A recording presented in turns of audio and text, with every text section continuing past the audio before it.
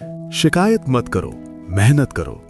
जिंदगी में एक मोड़ ऐसा जरूर आता है जब इंसान को अपने ही आईने से बात करनी पड़ती है। वही आईना जो सवाल पूछता है तो बदलना चाहता है या शिकायत करते करते थक कर गिर जाना चाहता है। ये कहानी उसी मोड़ की है। ये कहानी है अपने आप को थोड़ा सा मारने की, अहंकार को, आलस्य को, बहानों को, ताकि असली ताकत जन्म ले सके। आजकल लोग कहते हैं सब कुछ बहुत स्ट्रेसफुल हो गया है। सच है, पर सवाल यह है कि क्या हमने अपने दिमाग को कभी आराम दिया?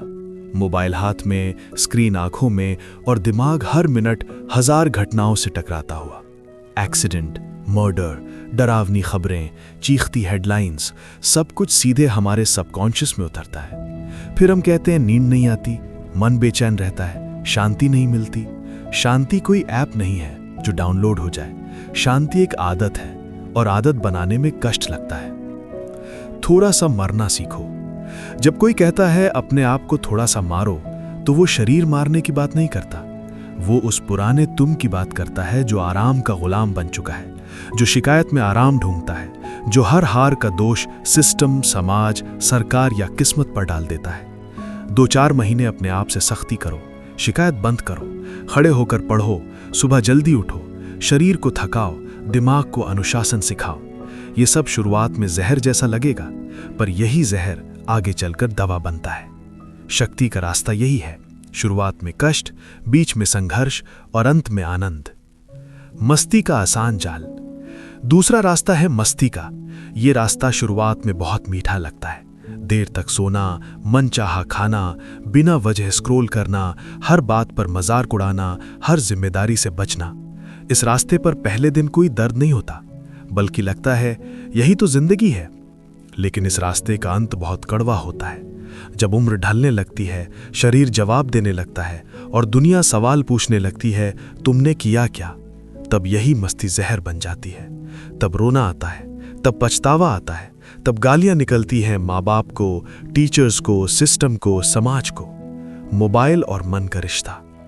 आज के समय में मोबाइल सबसे बड़ा हथियार भी है और सबसे बड़ा जहर भी। दिक्कत मोबाइल से नहीं, दिक्कत उसके इस्तेमाल से है। वॉशरूम में मोबाइल लेकर जाना, सोने से पहले स्क्रीन देखना, हर खाली मिनट में कुछ न कुछ देखना, ये सब दिमाग को कभी शांत होने ही नहीं देता। दिमाग भी एक मसल है, उसे भी रिलैक्स चाहिए। अगर तुम उसे हर समय डर, हिंसा और नेगेटिविटी खिलाओगे तो वो एक दिन जवाब देगा, brain stroke, anxiety, panic attack के रूप में। इसलिए संवेदनशील कंटेंट से दूरी रखो। जो देखोगे वही बनोगे। संगीत आत्मा की दवा। अगर मन बहुत भरा हुआ है तो एक काम करो, कोई वाद्य यंत्र सीखो, गिटार, बांसुरी, तबला, कुछ भी। जब तुम खुद से संगीत निकालते हो तो वो सीधे आत्मा को छूता है। सुनना अच्छा है, बजाना उससे कहीं ज्यादा शक्तिशाली। रोज कम से कम 1 घंटा, बिना मोबाइल, बिना नोटिफिकेशन, सिर्फ तुम और सुर। काम और शोषण की सच्चाई। जिंदगी में एक बार प्राइवेट सेक्टर में काम जरूर करना चाहिए। इसलिए नहीं कि वही आखिरी मंजिल है, बल्कि इसलिए कि वहां इंसान को शोषण का असली मतलब समझ आता है। जब पहली सैलरी हाथ में आती है, कम, बहुत कम, तब समझ आता है कि मेहनत क्या होती है। तब स्टारबक्स की कॉफी महंगी लगने लगती है। तब माँ बाप की कमाई की इज्जत समझ में आती है। यूरोप में बच्चे 16 साल में घर से निकलते हैं, कमाते हैं, गिरते हैं, उठते हैं। इसलिए वहां ग्रैटिट्यूड अपने आप पैदा होता है। हमारे यहाँ 32 साल का आदमी भी पिता से पैसे मांगता है, अपने लिए भी और अपनी पसंद के लिए भी। ताकत का मूल सिद्धांत।